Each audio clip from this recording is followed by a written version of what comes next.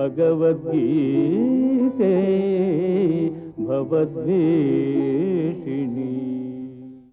ప్రియ భగవద్బంధువులారా, ఎన్నో విషయాలను వింటాం, తెలుసుకుంటాం. కానీ తెలుసుకున్న వాటన్నిటినీ మనం విశ్వసించలేం. విశ్వసిస్తున్నామని అనుకుంటాం, కానీ నిజానికి విశ్వాసం ఉండదు. అది ఆచరణలో మనకి తెలుస్తుంది అన్నమాట, విశ్వాసం ఉంది లేదు అనేది. దేవుడేమండి అంతటా ఉన్నాడు అంటాం మనం అనడానికి మాత్రం. కానీ అదే ఎక్కడైనా ఒకచోట చీకటి గదిలోకి మనం వెళ్ళమంటే బిక్కు బిక్కుమని ఆగిపోతాం. అంటే అంతటా ఉన్నాడని అంటున్నాం కదా మాటల్లో అంటాం, కానీ ఏమో అక్కడ కనిపించట్లేదు కండి, ఏమో ఉపద్రవం వస్తుందో అని మళ్ళీ మనకి భయం. అంటే మనకి దేవుడి మీద నమ్మకం కొంచెం తగ్గిందన్నమాట. లోకంలో ఎన్నో విషయాలను ఇట్లా మనం వింటాం, కానీ అన్నిటిందు మనకి నిజమైనటువంటి విశ్వాసం ఉండనే ఉండదు. ధర్మరాజుకి పాఠం చెప్తున్నారు గురువుగారు. కోపమును వదులుము, సంస్కృతంలో చెప్పారు పాఠం. క్రోధం త్యజ, 4 అక్షరాల పాఠం. దాని తాత్పర్యం కూడా చెప్పారు. కోపం చాలా చెడ్డది కనుక వదలాలబ్బాయి అన్నారు గురువుగారు. అతనితో పాటే 104 మంది సోదరులు కూడా వింటున్నారు పాఠాన్ని. పాఠం అంతా పూర్తయిపోయిన తర్వాత జాగ్రత్తగా దీన్ని తెలుసుకుని రండి, రేపు పొద్దున మళ్ళీ అడుగుతానన్నారు అధ్యాపకులు వారు. అలాగే అన్నారంతా. మర్నాడు పొద్దునే పాఠం ప్రారంభమైనప్పుడు గురువుగారు అడిగారు, ఎమరాని అన్నటి పాఠం వచ్చిందా అంటే అంతా ఏం మాట్లాడలేదు. పెద్దవాడు కనుక మొట్టమొదటి ధర్మజుడిని అడిగారు, ఏమయ్యా వచ్చిందా పాఠం? రాలేదండి అన్నాడు ఆయన. తర్వాత వాళ్ళని అడిగాడు, మిగతా వాళ్ళని, ఏమిటయ్యా 4 అక్షరాల పాఠం నేను చెప్పింది, క్రోధం త్యజ, రాలేదు ఈ పాఠం అన్నాడు. విని మనకే వచ్చేసింది అప్పుడేను. కానీ ధర్మరాజుకి ఆ పాఠం రాలేదన్నాడు ఆయన. సరే ఏమిటో నిన్నటిదాకా బాగానే ఉండేవాడు మందబుద్ధి అనుకున్నారు గురువుగారు. ఏమాయ్ భీమా నీకొచ్చిందా అడిగారు. ఓహ్ వచ్చిందండి పాఠం అన్నాడు. ఏమొచ్చింది చెప్పు. కోపమును వదులుము అన్నాడు. ఓ వచ్చింది పాఠం, బాగుంది. తర్వాత వాడు పోనీ ధర్మరాజు ఎప్పుడైనా చెప్పవయ్యా వచ్చిందా లేదా, మీ తమ్ముడు కూడా వచ్చేసిందిట. రాలేదండి అన్నాడు ఆయన. పోనీ తర్వాత మిగతా అర్జునుని అడిగారు, ఏమయ్యా వచ్చింది, క్రోధం త్యజ. మిగతా వాళ్ళని 5 మొత్తం అడిగిన తర్వాత మొదటి వాడిని మళ్ళీ అడిగారు, ఏమయ్యా పోనీ ఇప్పుడైనా వచ్చిందా? రాలే. సరే వింటూ ఉండి జాగ్రత్తగానని దుర్యోధనుడిని పిలిచి అడిగాడు, ఏమయ్యా దుర్యోధన వచ్చిందా నీకు పాఠం? వచ్చిందండి చెప్పుము.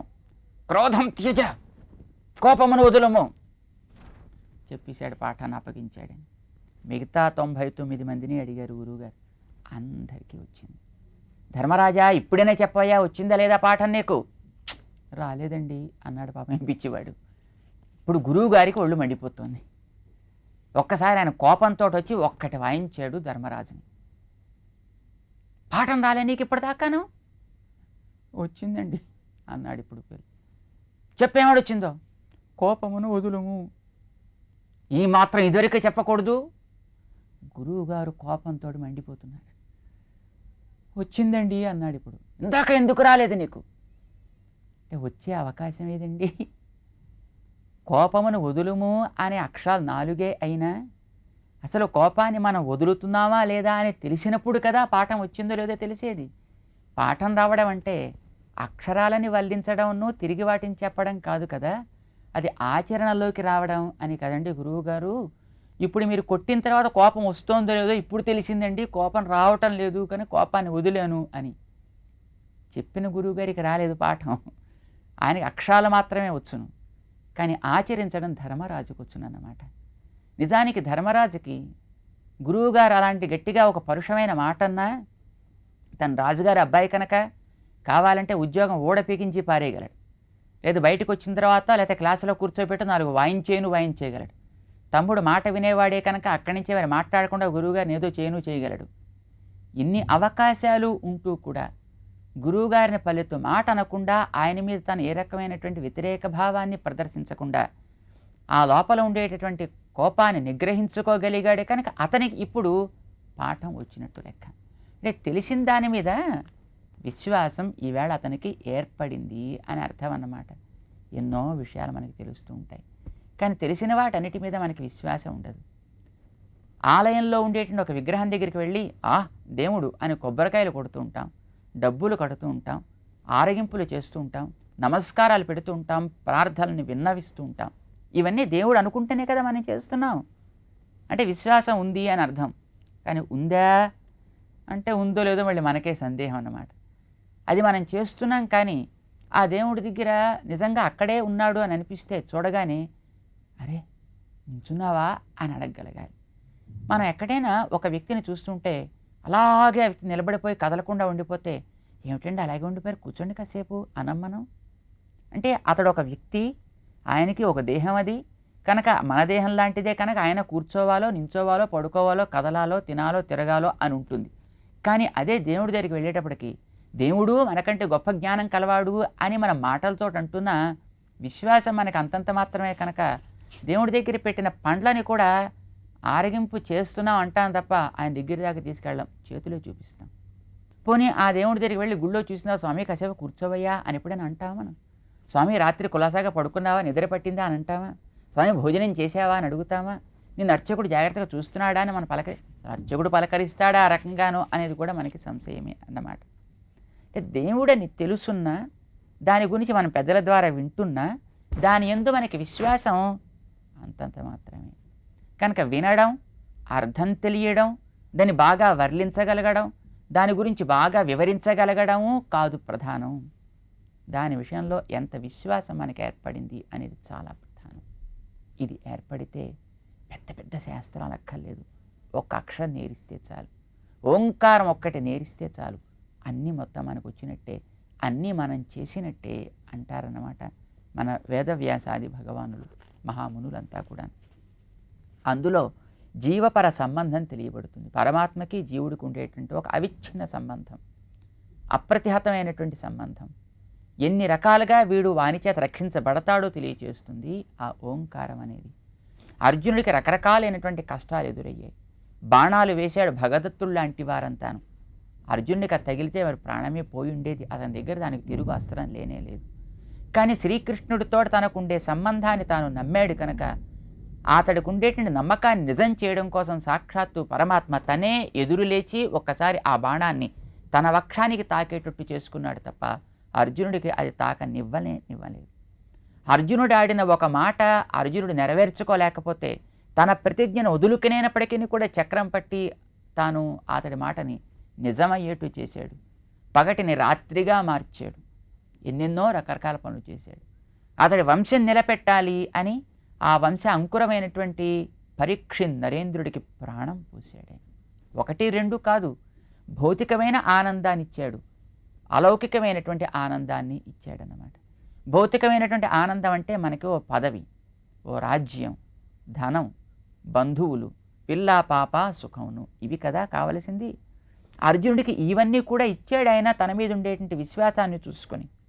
ఇక అర్జునుడికి కావలసినటువంటి స్వర్గాది సుఖాలని తాను ఇచ్చాడన్నమాట.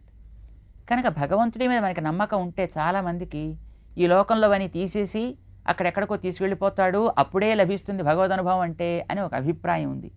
కానీ అలా ఇచ్చేది దేవుడైతే ఆ దేవుడికి ఒక నమస్కారం. ఆ దేవుడు విషపు చెరువు లాంటివాడన్నమాట. ఆయన మనకెందుకు?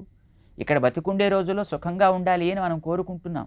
పోవడం అనేది ప్రతివాడు పోతున్నాడు కనుక వాళ్ళతో పాటు మనం కూడా ఒకనాడు పోక తప్పదు కనుక అలా పోయినాడు కూడా మనకి మంచి జరగాలి. ఆ రకంగా వెళ్ళినప్పుడు ఏదో ఒక రకమైనటువంటి నరకమో దుర్భరమైనటువంటి దుఃఖమో కలగకుండా ఉండే స్థితి అంటూ ఒకటి ఉంటే అదేదో శాస్త్రాలు చెబుతున్నాయి కనుక వేదాలు దాని గురించి ఉద్ఘోషిస్తున్నాయి కనుక అలాంటిదేదో కనుక అది ఉంటే దాన్ని కూడా మనకి ఇచ్చేటట్టుగా తాను అనుగ్రహించాలి. అది మనకు ఉద్ధరింపు అంటే. కనుక ఇక్కడ ఉండేదానికి అడ్డుగా దాన్ని ఇస్తానంటే మనకు అది అవసరమే లేదు. ఇక్కడ ఉండేదాన్ని పాడు చేస్తానంటే మనకు అట్లాంటి దేవుడు అక్కర్లేదు. కనుక ఉన్నంతకాలం సుఖంగా ఉంచాలి. ఇది అర్జునుడి విషయంలో తాను నిజం చేశాడు. అర్జునుడికి ఆ వేళ ఉన్నన్ని రోజుల్లో బంధువులతోటి మిగతా వారితో సుఖంగా ఉండడం దాన్ని తాను కలిగించాడు. తర్వాత లభించాల్సినటువంటి ఆనందాన్ని తాను అనుభవింపచేశాడన్నమాట. ఇది ఓంకారం తెలియజేస్తుంది. అది మనం విశ్వసించినట్టయితే మనకి ఆనందం లభిస్తుందన్నమాట. ఇది భగవద్గీతకి సారాంశం. భగవద్గీత చిట్ట శ్లోకంలో మాం శరణం వ్రజ అహం మోక్షయిష్యామి, నన్ను ఆశ్రయించు నేను చూసుకుంటాను, మా శుచ ఏడుపు ఎందుకయ్య అసలు నీకు, ఏడవడానికి అవసరమేమిటి కనుక అని ప్రశ్న వేశాడన్నమాట. కష్టాలు ఉన్నాయో నన్ను ముంచెత్తేస్తున్నాయి, నేను వాటి నుంచి విడిపిస్తాను కదా, విడిపించడం కాదు విడిపించుకుంటాను. ఇది మాటలో ఉండేటువంటి అందం. విడిపిస్తాను అంటే నీ కోసం, విడిపించుకుంటాను అంటే దానివల్ల కలిగే లాభం కూడా నాది, ఆనందం నాది. నా ఆనందం కోసం నువ్వు ఏడవకుండా ఉండేట్టు నేను చూసుకుంటానయ్యా అని తాను వాగ్దానం చేశాడు. చేయవలసింది ఆయన మీద కొంచెం విశ్వాసం ఉంచడం. ఈ విశ్వాసాన్ని మనకి తెలియచేస్తుంది ఓంకారం. అది సంబంధం తెలిస్తే ఏర్పడుతుంది. ఆ సంబంధం మనకి అన్ని రకాలుగా ఉందని తెలిస్తే కలుగుతుంది.